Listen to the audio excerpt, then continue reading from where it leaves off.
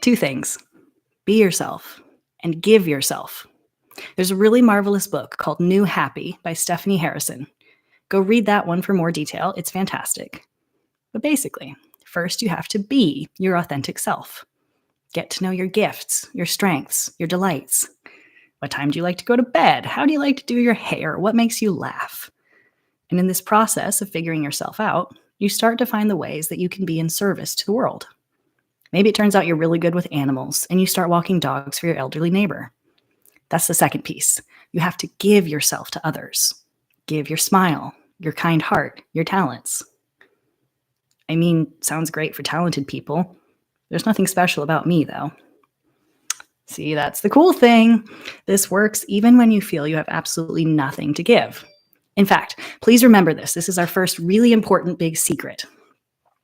When you are feeling absolutely lost and awful and it seems like nothing will help, you have to ask, how can I help? This feels really counterintuitive. Your brain is looking for what will help me, but you have to turn it around. You have to start looking instead for, how can I make at least one thing better for some other being? Because suddenly there will be answers. You can clean your cat's litter box so they don't have to keep stepping on their own poop. You can wash your roommate's plate for them. You can step outside and pick a little flower for your neighbor. You can color with your niece. You can grab something from the top shelf for your grandma. And this helps you. Suddenly, you're not a worthless pile of poop with no redeeming qualities. Now you have abilities in that moment that someone else needs.